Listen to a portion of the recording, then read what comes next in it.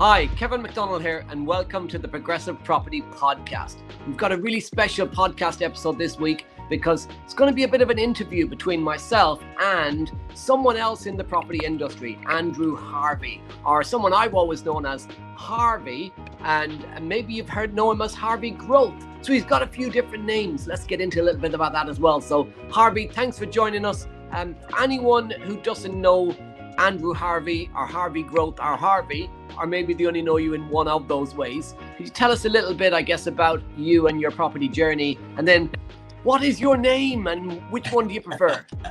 Yeah, I get asked this all the time, but look, the pleasure is absolutely mine. It's an honour. I've been following Progressive for a while, networking with you a little bit across Clubhouse as well, and always been an admirer of everything you guys do. So it's an absolute honour to be on here. But yeah, my name is actually Christian Andrew Lewis Alexander Harvey. But since school, I don't know, for whatever reason, in school, some people call both names. Like sometimes I've got a friend called Richard Gibbs. They called him Richard, I called him Gibbo, both. But for me, it just got called Harvey, to the point where some people who found out my name like 10 years later, had known me for years, only thought my name was Harvey.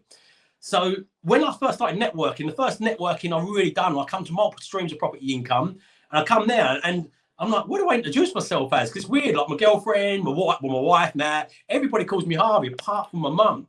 So it actually, I can't comprehend this like psychologically, but it actually feels odd when somebody calls me Andrew because nobody calls me apart from my mum. So when I come along to this network event, first time, never been networking, I was super nervous. It was multiple streams of property income in London. It was a massive event. Rob and Mark was still hosting it. When I've come along, like I'm introducing myself and saying, I'm Andrew, because I thought, well, I don't know, I didn't know how to kind of do it. But then after a while, I was meeting people, my old friends was crossing over, they was calling me Harvey, they was calling me Andrew. I was thinking, I don't know, I can't comprehend it, but this sounds odd. So I just said to everyone, you know what, just call me Harvey. Like, that's what feels more comfortable to me. So all my friends call me Harvey. Kev, I feel like we're becoming good friends. So you're more than welcome to call me Harvey. And anybody else that wants to be friends with us also call us Harvey.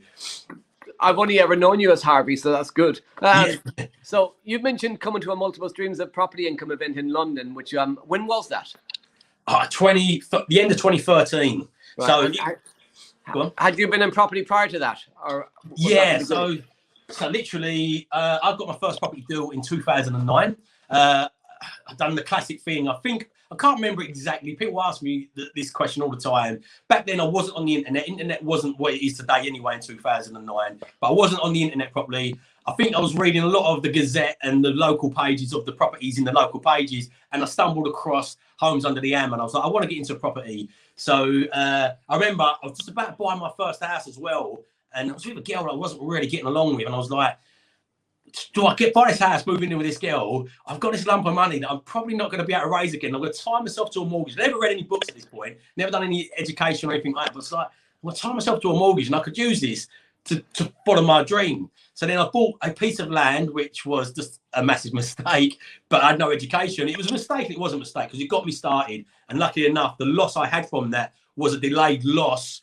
So I managed to get some other properties in the middle that give me the encouragement and the bug for it before I got a loss from this. And also when I got a loss from this, it was also at a time when I had other losses. So I sold that and it helped me out in the situation then. So yeah, I come to multiple streams of property income, and it was at the point where I had a coffee shop that was founding. I've done 5 property deals. So from 2009 up until 2013, I've done 5 buy-to-lets. I bought 2 locally and I bought 3 in my remote location. And I had 1 piece of land. So I've done 6 property deals at this point.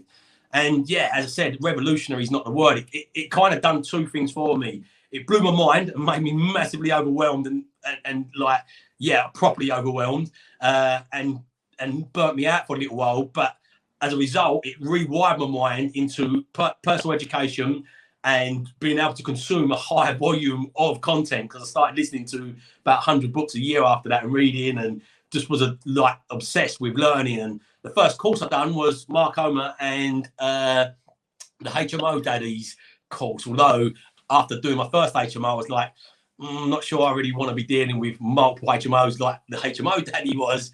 And yeah, it's kind of like the singlets. But from there, after doing a bit of education, I accelerated it in about a 2-year period, bought about 50 properties, where in a 4 or 5 year period before the education, and before multiple streams of property income, I've done 5 deals. So it really puzzles me when people say, is education worth it? I had a similar journey in terms of I bought land. Do you still have your land? No, I sold it. As I said, I got into a bit of bother just as I come to multiple streams of property income. I was involved with another company that was a mastic company. I had a coffee shop. The idea behind the coffee shop was I see this little coffee shop thing, and I thought I knew a girl that had always worked in sort of that industry, catering. So it's my friend's girlfriend. I was like, okay, why don't I put her in there? And I said it to him, and she can run it, and I'll set it up. And the sole purpose behind it was to raise more money for deposits. Not that I had any interest in being a Bristier or whatever it's called. Don't even know the name. It shows you how much interest I had. She gave up day 2 after opening it, and I was in there like that, Googling how to make a cappuccino because I didn't know how to operate the machine. And one of the researchers I had, the last guy that opened it sporadically. That was one of the reasons it run down and why it was available. So. Yeah, it was a stiff lesson, and I got into a bit of a hole, and that's when I come across multiple streams of property income. I was like, I've got to get back on track with property. This is what I love. I've got this coffee shop that's draining me. I've got another business. We come under this tax investigation at the same time, quite legitly, but it was something we'd done wrong at the back end. I should have been down as a managing director as opposed to how I was registered in there.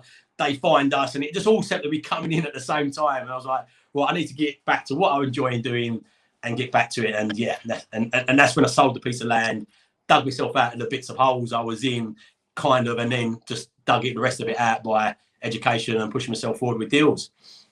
Yeah, I mean, when I say I had land, at least you could sell your land. I have a piece of land in Estonia, but I don't really have a piece of land. It was you probably know this. I bought a property in Estonia off plan, but I bought on not the ground floor. I bought on the first floor, so it never got built. So I don't actually own the land. And I kind of own a bit of space in the sky that doesn't exist, so I don't really own anything. But that was my experience of land. So interesting. Startup people's property journeys. Yeah, and you mentioned something really interesting there, Harvey, about it. It blows your mind sometimes when people go, "Do you need education?" And like when I started off, I made loads of mistakes because I was trying to do it on my own. I bought off plan abroad, the wrong countries, the wrong areas. I signed contracts. I didn't know what I was signing. And after 10 years in property, I was actually in a debt. So my first multiple streams was 2013. So not pretty much similar times, I guess, but probably different events. And it blew my mind in terms of what was available, what you could do, the ways to do property correctly. And it's over the last few years, I've built up a scalable business from doing that. But when you sort of restarted after the cafe and the land and everything, what you mentioned, you did a HMO training, you did your first HMO, and then you thought, no, this isn't, I don't really want to manage loads of tenants. So where did you go with your property journey? What was the sort of the plan that you put in place? Yeah, so the pivot point of it and the realization, quickly before I jump on that, another little thing with it today with education, just jumping back to that before we move on, because it's interesting what you're saying when people say, is property education worth it? The big thing you get today is because there's so much of abundance of free information, because even in 2013, the information wasn't the same as it is today. Like you just go on YouTube, online, on your podcast, on Rob's, and there's just bunch of information. But again, another thing that people underestimate is, as I said, I was listening to about 80 books a year. I'm reading about 20 a year. So doing roughly 100 books a year for about 5 or 6 years. And I had too much information. So without that, I went and done some training with Mark Omer, but it was a training thing and the HMO dating. Done a few individual bits of training. Even went to Bali and trained with a guy called Roger Hamilton. Fantastic guy, Wealth Dynamics, 2 weeks deep dive. But then when I was collecting to my own devices, because I had all these ideas and all this information, I wasn't doing it structurally. So this is what, again, it was another point that nearly broke me, because I didn't have the accountability, the coaching element of it and the mastermind element of it. This really nearly broke me down. Again, even though I got momentum and it started growing a bit too quick and was spreading in too many different areas because I had too much information, thinking I could do this, I could do that, I could do this, and I didn't have that accountability. So I feel, even though the information's there today, there's a knowledge action gap. First of all, people don't always take the information and action on it, but there's a massive thing for having that accountability in that group and that guidance a side of the information. But sorry, I thought that would be relevant. Yeah, it's like knowing more stuff that you just don't use. So absolutely. You've got information, but no action plan, no steps, no guidance, no mentor to sort of take all of that, the knowledge from the 100 books, and put it into an actual step-by-step plan for you, I guess. So what did you've got all this information, you've got all these books, you've read them, you've listened to them, you've done Roger Hamilton, you did the HMO thing, you got your first deal and you went, not sure about HMO, maybe I want to do something else. What was it? So what was your thought process? And then you went into singlets, I believe, is it mainly? Yeah, so it is a tough one for me as well, because I'm a humble learner. I admire people that stand before me. I love the quote from Einstein where it says, like, I'm what I am because I stand on the shoulders of greats that stood before me.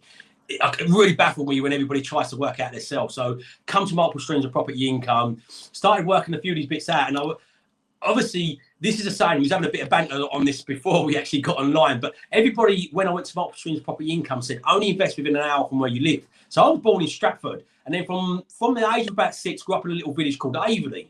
And Averley just doesn't work as an investment location. It's not got enough stock.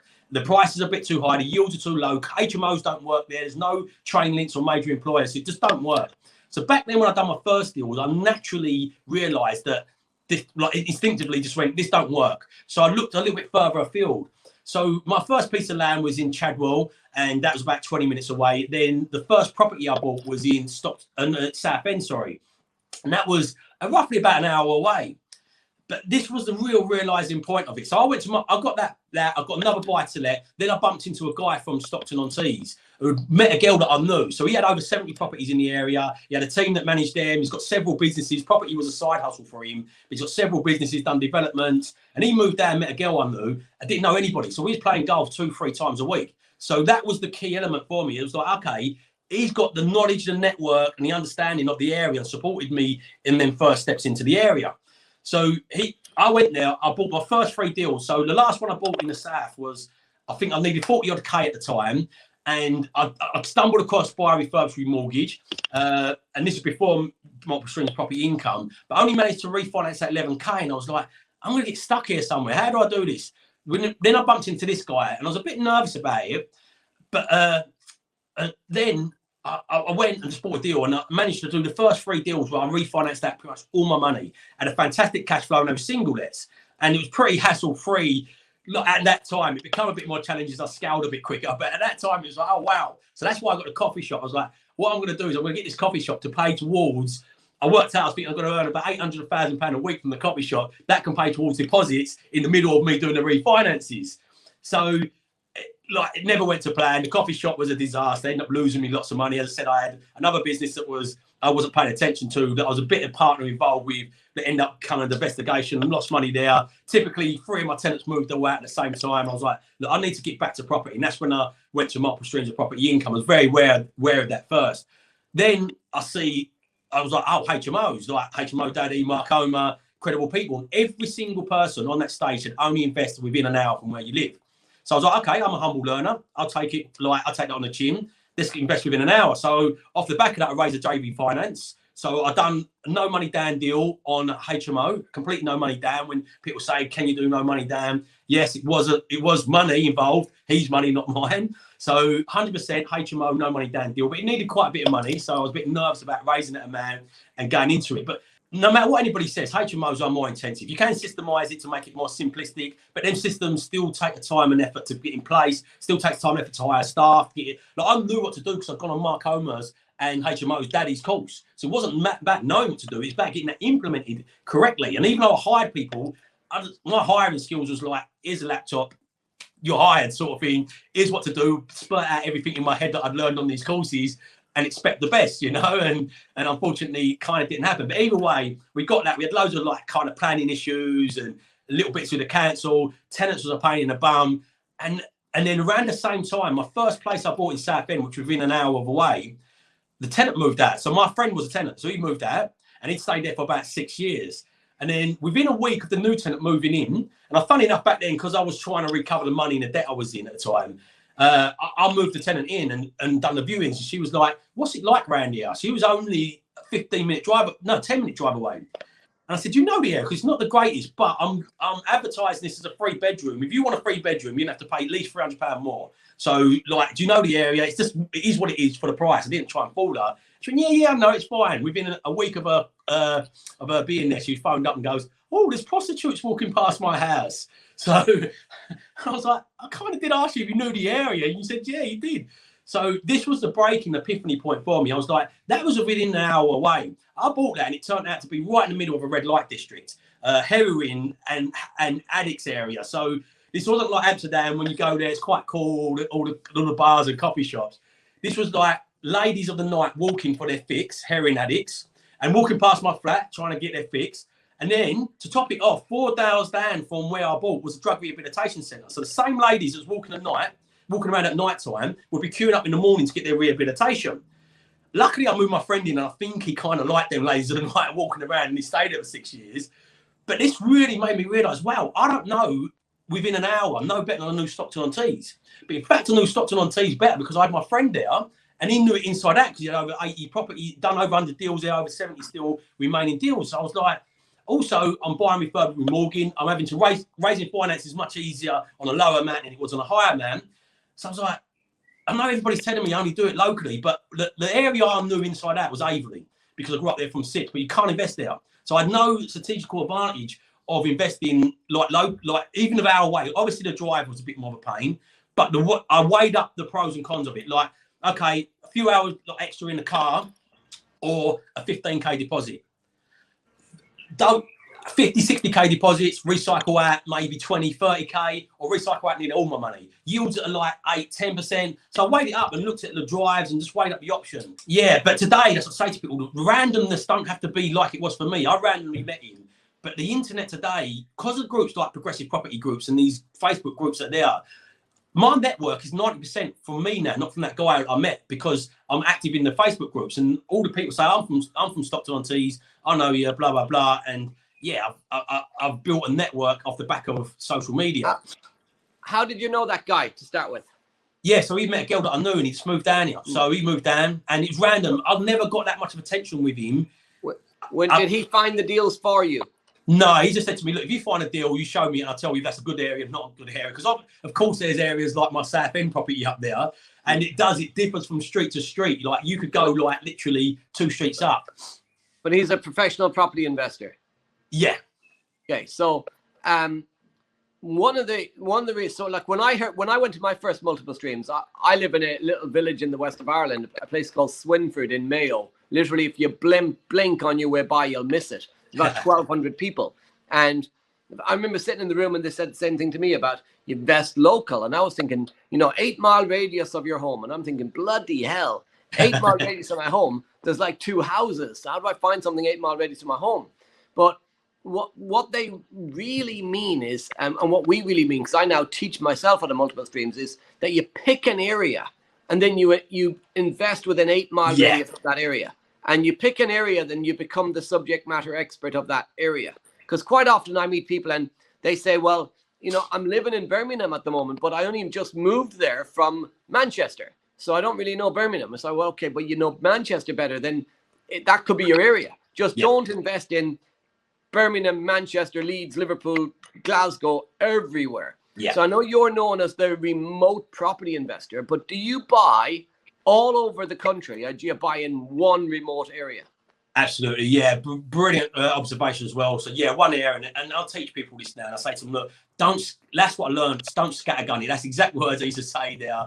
Do not scattergun it. Your network's your network. Your network is your net worth. It sounds cliche. I really don't like the saying, but I say it all the time because I can't think of any better way to say it. It takes time and effort to build up a network. You can't meet somebody once for a coffee and, okay, we're best friends now. You can give me all the best deals. It takes consistent time and effort. Builders, agents, surveyors, all these things take consistent time and effort. And it's exactly the same. I'm Stockton. I've got property in Middlesbrough and I'd go across to Darlington, but it's within reach of my one lettings team, my one build team. So that's my rule of thumb. Look, if one builder can reach all of them, I'll take it on. If one letting agent can reach all of them, I'll buy them. But other than that, but even then, I don't buy much in Darlington and I don't buy much in Middlesbrough because I just don't know the areas that well. So I can look in Stockton there. As soon as an house comes on, I know in my head what it's worth, what sort of street it is, just by looking at it. And I haven't got the time and patience to emulate that again in Darlington. So I knew that took a lot of time to do that. So 100% one location. One thing I do say to people, if you're in an area that works, matches you, don't do it remotely. If you can do it locally, 100% do that locally. So, yeah.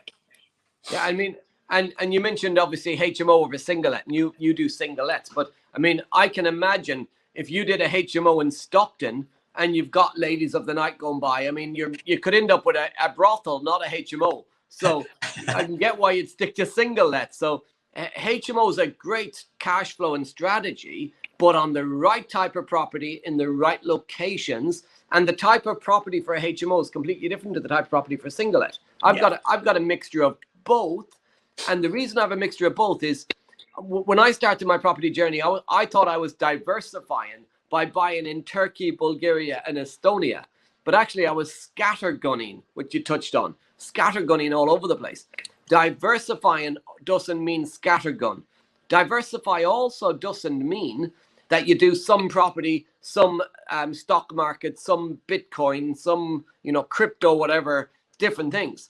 Diversifying to me is diversifying within my property business. So I've got some HMOs, I've got some single-lets, which are in a different streets. I've got in the single-lets and in the HMOs, we've got working tenants in certain properties. We've got council tenants in certain properties, like Universal Credit. We've got white-collar workers, we've got blue-collar workers. We've got supported living. So even though it's a single-let, you can diversify the tenant type across it. So you're not having all of your rent coming from one location. And this is really important through the lockdown as well, where if everybody had workers who were in your properties, and those workers were, I know we're talking about remote property investing. What about remote workers?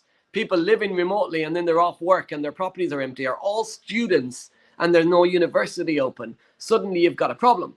But if you've got some universal credit, if you've got some council paying you, if you've got some supported living providers paying you, if you've got some students, some professionals, and you diversify your tenant type, you protect yourself. So I guess, Harvey, what's your thoughts on that stuff as well? Yeah, and what's your tenant type? I've got a few HMOs. Just got an offer accepted last week on another HMO for myself. So I don't mind them. I didn't want to be the HMO daddy at the time. He had 800 rooms, something like that. But I had, again, and in my area. Harvey, you know what? He had 800 rooms and they were all DSS, like Universal Credit. Yeah. So it was all in one pot. Well, not really diversified. So so what's your thoughts on, I guess, not just HMO over single-let, but you got a bit of both. What's your thoughts on the remote area, but the diversifying within that area? Absolutely. So similar again. So I've got a diversification of stock. So we've got some in my area, the sweet spot for yield, long-term tenants, and getting the better sort of value and not so much competition from first-time buyers is around sort of 60 to 80k. That's the kind of sweet spot. Any lower, you're just going into problem areas. You can pick the odd one up lower, but that's round about the sweet spot. And it is using methodology, what I learned from Progressive. Look at the Bronx, that 60 sort of 70k mark, that's just that above that, where you get either blue collar sort of style workers or benefits. So the low income, and I like that because they usually attract a longer term tenant. They're not a home buyer mindset.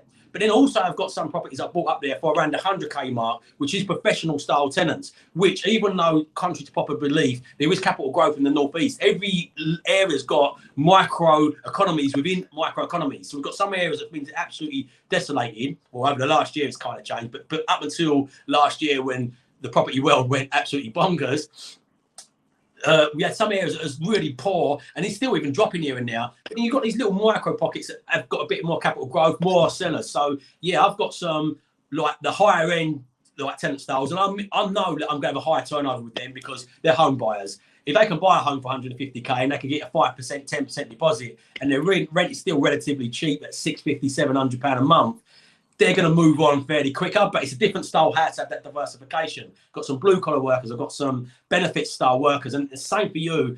It was a blessing for me throughout the lockdown. I think single let properties is a good foundation for this. Even at the start of the last lockdown, I was keen to listen to what Mark Omer was saying. I think he's got one of the smartest business brains in property. I think Rob's obviously got one of the smartest marketing brains, but the combination obviously great. But he was like still saying that single let properties are your foundation.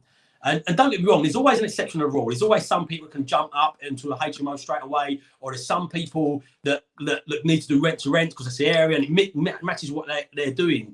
But for me, I call it the KISS methodology, like the keep it simple, stupid. I say, look, if you're going to do a remote one, especially, do a KISS refurb. Don't take on a HMO, because most HMOs today, you need en suites. You need to do it all singing or dancing because of the competition.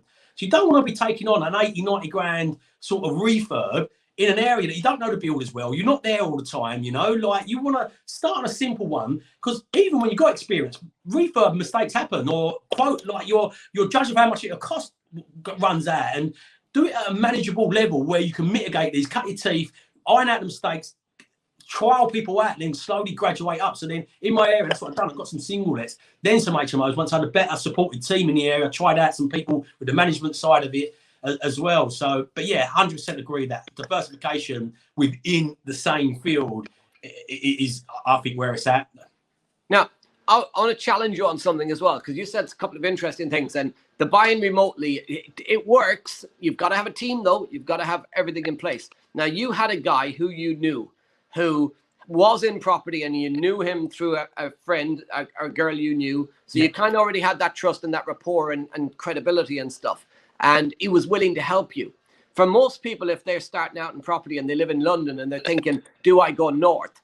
They don't have somebody to meet. They don't have somebody they already know. And then maybe they have to pay a deal packager. So I know this guy wasn't sourcing you the deals, but they'd have to, if they found their own deals that have nobody to do the viewing, that they knew understood property, or they'd have to pay a deal packager to find them a deal. And then they're thinking, oh, will the deal packager find me a deal on the street that they'd buy themselves on? And then they've got to manage a refurb remotely. They've got to try and, you know, test, keep it simple, stupid by testing a person.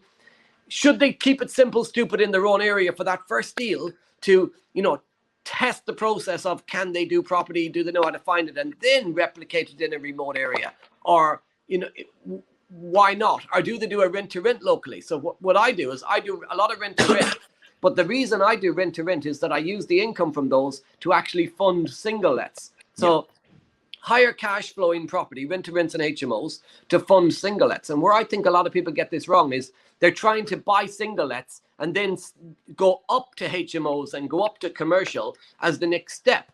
But they get stuck trying to buy single lets because the cash flow is lower. They've got to wait longer, while rent to rent's a great strategy, not to get you out of your job, but actually to create cash to then buy the single lets for the long term. Because I don't want to have, we've got nearly, well, just over now 200 multi-let rooms between myself, my JV partners, and rent to rents. And I don't want to be managing them when I'm 70. I mean, in 50 years time or something, when I'm 70, or 20 years time. But I don't want it 30 years time. I don't want to be managing those things. I want single lets. Maybe my kids don't want to manage them. So I get your bit on single lets, but the cash flow of HMOs is really good. But what about, Harvey, what about this thing of keeping it simple, stupid in your local area first and then replicating it remotely? Or how does somebody who's looking to start remotely do it when they didn't have? Because I know there'll be people listening to this going, well, that was okay for Harvey because he had the mate's mate. Yeah, what a brilliant question, and something I get faced across all the time. So that was my methodology as well. Before I come to multiple streams of property income, I come across a guy, and this is what planted the seed initially, that initial little seed. I remember getting my first laptop in about, after I got my first few deals, getting my first laptop and getting online and just surfing around. Didn't know much, didn't know what books to read. It's not like it is today. But I come across a guy called AJ, and he's in Romford. So it's literally 20 minutes up the road from where I am in Averley. It's great in London now. It used to be Essex as well. But and he was buying properties all around the country. And he was talking about, this was the first guy I come across that field. I didn't know anything about education or property. And he was talking about yield, BRR, using other people's money. And I'm embarrassed to say, I bought a piece of land and one property, before I even knew what yield was or what BRR was. Kind of embarrassing, kind of not embarrassed. I just took action and done it anyway. But yeah, that was the planting of my seed. But that's exactly what I thought. I thought, you know what? I'm not going to go to a new location. I'm going to learn how to do a few locally, find out how long it cut my teeth, look how long it takes to do a kitchen and what to expect, and then go to a new location. funny enough, that was the first conversation I had with this guy. We was playing golf, and he said, "What are you doing?" I said, "I'm trying to build up a portfolio. That's what I'm aiming at." And he said, "Have you ever looked at the north?" And I said exactly that. I'm going to buy hopefully about 10 locally, then I'll look in the north, cut and teeth, because I don't know anybody. He said, "You do, you know me now." So I think there's not a right and wrong to this. I think sometimes what I do with people when I sit down with them and try and work out a plan for them is I say, look, start with your why, because there's different things that people want from life. Some people just want a little bit of a passive income and an asset to own. Some people want to grow it into a portfolio. So you've got to have different attacks for different sort of end plans. So if you want to leave your job and you want to get out there really quick and build a portfolio and then start buying assets, rent to rent is absolutely phenomenal to do that. Get out your job quick, create cash flow. You can put towards deposits. You can get a bit of experience cutting your teeth, because you're not going to do massive refurbs. Like similar, I didn't understand rent to rent until I read your book, because I was seeing some guys, and a guy was, what's his name? Steve, I can't remember his surname. He was in your mastermind, and we met up once and just networking, and he was lending people money to start their rent to rents. And I said to him, out of curiosity, how much do people spend on rent to rents? He said, some people spending like 15 grand on them, doing like en suites and everything. I was like, how does that work? Like, but they're only clearing like £500 a month. You get an empty room, the advertising. I'm like, that 15 grand without doing anything to it, you could just buy a single let and clear £300 a month and probably be the same sort of money in at the end of the year. I was like, I don't get how it works. Then I read your book. Like anything, you don't get it, you kind of are lost with it. So I was lost with the rent to rent strategy. I was thinking, really, sort of thing. But then I read that and he was like, you've got to recover your money within a 6-month period. Like, and I was like, that makes more sense to me now.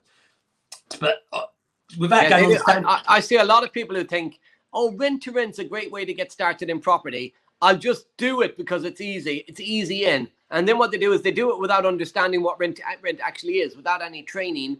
And they spend 15 grand on something that'll take them 3 years to get the money out. It's ridiculous. It's nuts. It's a cash flow strategy. You got to get your money back out within 6 months. So this is the power of understanding what you're doing and understanding how to work that out. But so important is the right strategy, but in the right area and in the right way. Doing it in the right way. So keep going, Harvey, because this is good. I would just keep. Yeah, absolutely. So again, some people, I say to them, rent to rent's going to be a great one for you. Move out your job, build it up, and then start thinking about assets. Because the thing is, for most people, to cut your teeth locally in and around London, it just don't work. Full stop. You need 80, 100 grand for a deposit if you want to buy an asset. This is, and a single let. You know, you need 80, 100 grand for an asset. You then be lucky to recycle any of your money. Even if you force the appreciation up enough, quite often on a single let, the rent multiplier is not enough for the stress test from the bank. So even if you've got equity in them, it gets trapped in them. I've got some properties down in the south, which is quite nice for my ego to say my net worth's this much, but net worth don't pay my bills every month. It's kind of nice for the banks in my position, but I've got some with around 50% loan to value on them, because I can't lend any more against them because the rents don't stack up as a single let enough to refinance it. So for me, sometimes it's like you've got to weigh up what you want. Some people, like, you really like property, or do you just want a little side income? Because there's trade-offs. If you want to be a rent-to-rent manager, at the front end of it, you're going to be that manager. You're going to have to do it. You're going to have to get involved with it. It is a lot more moving parts. That's why 100%, you need the education to do that correctly, because it's not as easy to just get it, chuck some tenants in. Like the regulations and the changing of law, what's happening every year, what's happened over the last 5 years is just unreal and nuts. And I don't think everybody fully comprehends that as well when they're going into some of these things. But for some people, they don't want to be a manager of properties. I've seen people do it in London. They've got rent to SAs or rent to rents, realise, wow, like I've got a 9 to 5 with a family that basically I'm not spending no time with my family now. I've got into property for property freedom, and I'm not got no freedom. I don't want to give up my job. But you see what they do, and this is one of the things I always say to people is, if you're going to get into a strategy, whether it be buying property, single letting property, rent to renting property, it's about your plan, the plan. And what they do is they start off doing either rent to HMO or rent to SA, and then they create a job because they don't put together a plan. And if I had my time over again, I started with rent to rent 2013, 14, 15. I started doing joint ventures and stuff in 2016, 17. And I opened up a letting agency in 2017, and I hired staff 2017.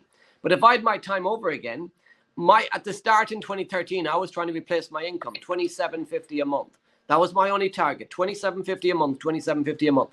When I got to $27.50 a month, I actually got to $3,000 because the deal I did took me past the $27.50 to just under $3,000. But now I was on 3,000 plus 27.50. I was on 5,750, and that was decent money. So I stayed in my job.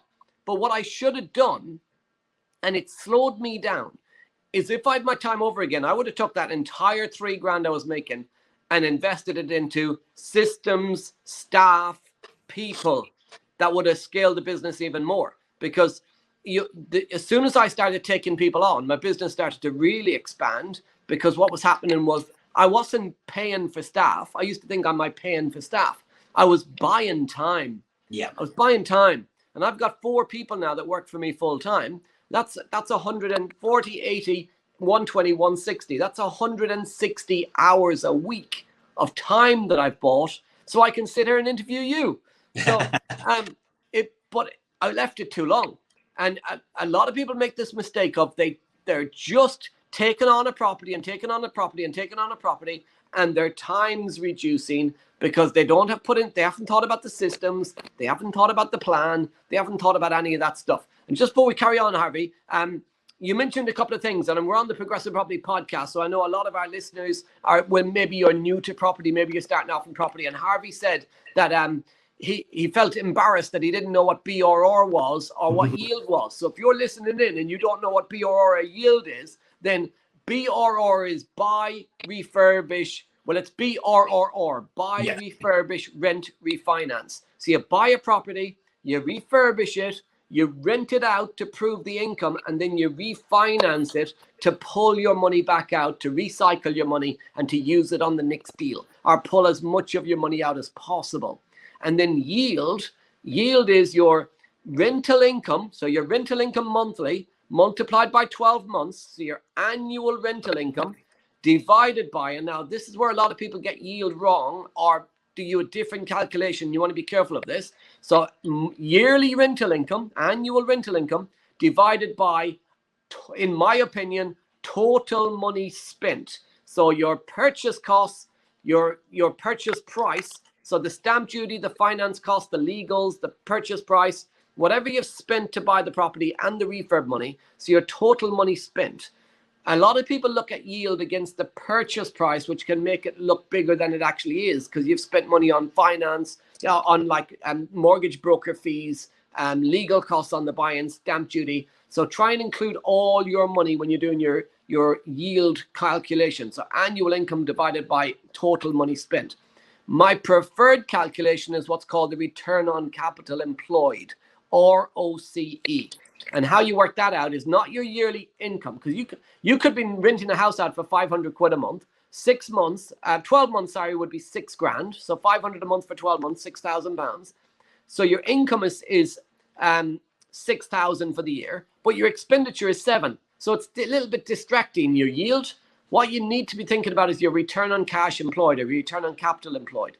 So what I want to know is my annual profit, not my annual rental income, my annual profit from that rental income. So income minus all costs, minus mortgage, minus management fees, minus maintenance, income minus all costs, divided by whatever money I've got left in after doing the right refinance. So buy, refurbish, rent, refinance, I've got some money left in. What's my annual profit divided by the money left in?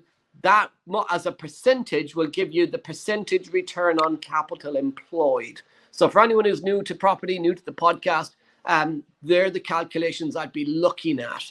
So Harvey, you're also launching, I mean, we're on the Progressive Property podcast right now. You're also launching a podcast, I believe. Is that right? Absolutely, yeah. The Remote Property Investor podcast. With Progressive Podcast Agency. So done the training again. So when I went to launch a podcast, jumped on Rob Moore's training, got the education, understood how to do it, realised as well I'd rather support with that. Exactly going back to what you were saying now. It was like I could try and do this all in the house and do all the bits or hire somebody. Because even going back to what you said there, I was probably on the polar opposite of you. I tried hiring people too quick before I understood systems properly or how to hire people correctly. And even my first systems was sheets of paper writing it down, but I wasn't a manager either. So we had these systems there, but they was never getting implemented. But for me, when I looked at launching this podcast, I was like, do I use the agency that Rob's got? And obviously they've qualified itself, done the training with them, love what Rob and that does. Or do I try and hire somebody? Because I'm never going to do it myself. I'm never going to edit all this stuff myself. I'm never going to upload it to these places or even work that out. But it's like, do I want the responsibility of hiring somebody, managing them, or do I want to give it to this agency that can just take the whole full responsibility off my back? And the decision for me was a no-brainer and very, very easy, because I know how difficult it is to find good staff, keep them retained, keep them managed, and I didn't want that responsibility. I'm not putting people off. I love hiring staff. I hire staff. My staff, I've got remote staff around the world and around the country as well, and I encourage people to hire staff, but you definitely got to educate yourself how to hire. Everybody thinks, like the enough book, it's as easy as, just dedicate to somebody. You're going to get this person in shining armor riding on a white horse that's going to go, I can read your mind. I'm going to just take this all out of your mind and we'll do everything exactly how you want it to be done, with you just giving me a few little prompts and cues, and you can go off doing interviews with Kevin and going to the beach. Why? I'm going to do everything for you. And unfortunately, you do need a process behind the process to manage people, to hire people as well. But definitely you would advocate that, and it probably nicely brings that back to that question you were saying a minute ago as well about cutting your teeth. I don't think there's a right or wrong. I think for some people it works to do rent to rents locally. Some people, like single lets, just don't work. I don't encourage. There's always an exception of a rule, and I've done this I modeled this off of Robert Kiyosaki. Pretty much everybody, I guess, who's listening to this have heard of Robert Kiyosaki and the cash flow quadrant. I've modeled this, and I said that there's an investor quadrant. You've got 4 types of property investor. You've got your hands-free, part-time, solopreneur, and entrepreneur investor. So your hands-free is somebody that just pays. What we do, portfolio building for people. So just pay somebody. My friend's a chiropractic clinic owner, health coach. He's not even looked at your properties. He just wants to know, are you buying the right properties for us? Is it giving us a return? Are you looking after tenants? And that's it. He just wants a better return on his money. So he's hands-free. I know another guy that is a part-time investor. He works for Google, never wants to give up his job, but he wants to be part-time. And he is that guy. Did try rent to rent, and he's like, takes up too much of my time. I don't want to take team members on. I just want a few buys. But he's interested in it. So he likes going to network events. He likes doing a few things. So he just wanted to buy a few little single lets, and he was interested in it. Then you've got your solopreneur, who's the guy like where we was, as you said, in 2000, before 2000, when you was at $3,000, you're doing everything yourself. So you are the business, you're doing everything yourself. Some people actually do like that. I think most people get bottlenecked there because they're too afraid to give it away and go through the teething pains of hiring people or learning how to manage people, because it's a skill that you have to learn and get used to. And then you've got your entrepreneur, somebody sets it up, very much like yourself, Kev, who's a business that can operate with or without them, you know? So, like, whether you go on one of Elon Musk's missions to Mars for 3 years and come back, your business will still be standing there because it's got procedures, how to hire, how to manage, how to grow your business still without you. So people got to be really aware of what they want. So for me, I say, look, if you want the different things you want will depending on the strategies that you might be looking at, depending on where you are in the country. So yeah, then for some people it can work first time, but there's definitely trade-offs. So then people that just don't want rent to rents, don't want to be a manager, don't want to hire people, don't want to take on employees, happy with their job, pays well, just want a few assets. I have leverage other people's knowledge, but the random meeting, that question you said, is not so random today. The internet has rapidly changed that. Even if I've lived in Brentwood for 7 years now, and I couldn't tell you the best areas or the bad areas. They're all bad areas for me. The prices are too high, the rents are too low. So they're all bad areas for me. But I couldn't tell you the best or the bad, even though I've lived here for 7 years. But if I was to start here, I think there's a place for network events. But the network on steroids is online.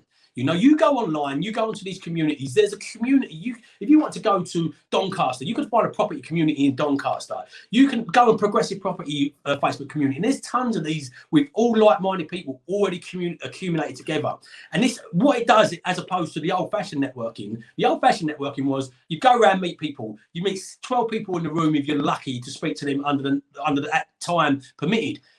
Then 2 out of 12 might be a bit of a match. Then you've got to follow them up and see if they are a bit of a match for JVing or investment or whatever it is you want to connect with them for. so time consuming. We're online, you're connecting with people, you're doing content, people connecting with you. And then you just check out their profile and go, oh, look, they've got similar interests. That might be worth exploring it. So it rapidly fast forwards it. So as I said, 90% of my network now is not from my friend who I initially met.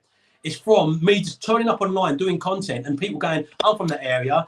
Like, do you want to meet up? Do you want to have a Zoom today? It was, but back then I used to go there every fortnight because I was serious about building a portfolio and was buying sort of 2 or 3 properties a month. So I used to go every 2 weeks.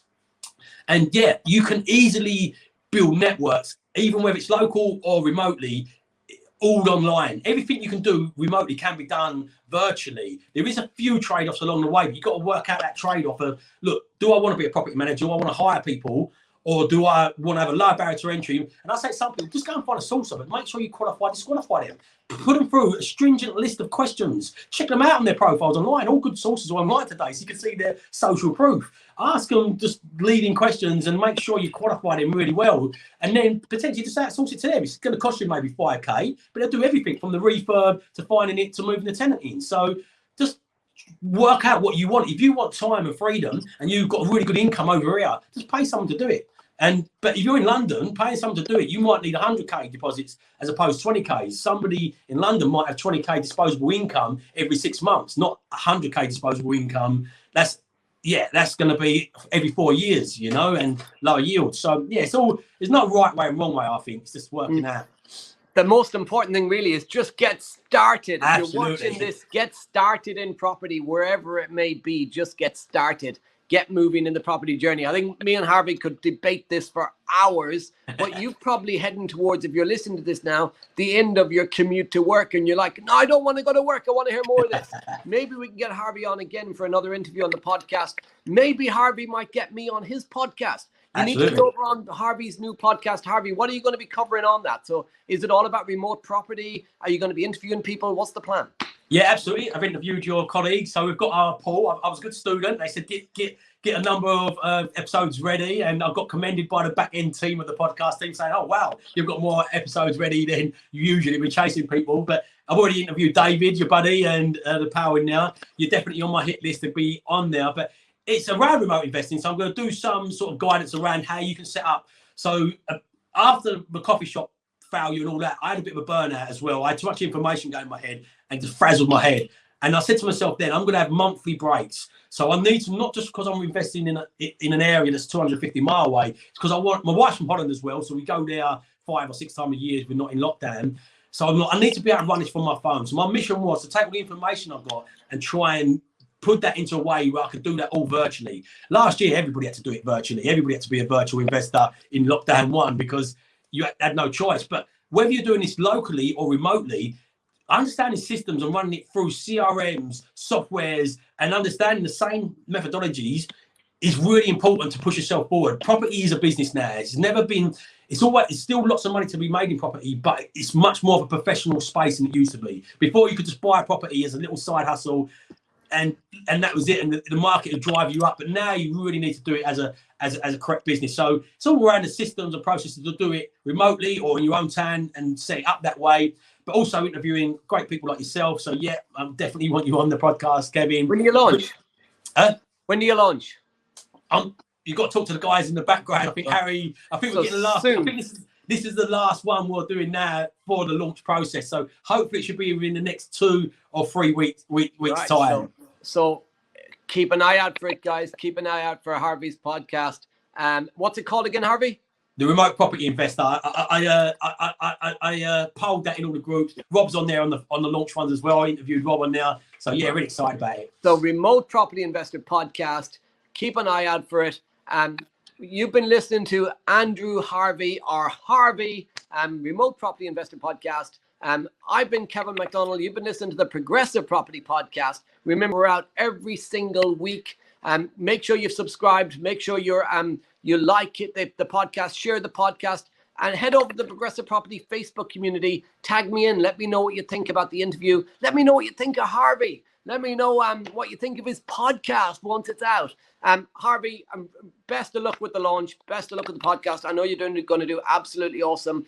And thanks for coming on and sharing some of your journey with us today, and also a little bit of a debate around local or not local. I really enjoyed today's episode. I know that our audience will have as well. Thanks to Harvey. And I've been Kevin McDonald. You've been listening to the Progressive Property Podcast. You're absolutely awesome. I'll see you next week. Thank you, Kevin. Absolute pleasure. And keep doing what you're doing in Progressive. It's a great inspiration and leadership. I'm really admirers of you, and it's an absolute honour to be on here. Thanks a lot, guys. Cheers, Harvey. Cheers, everyone. See you next time.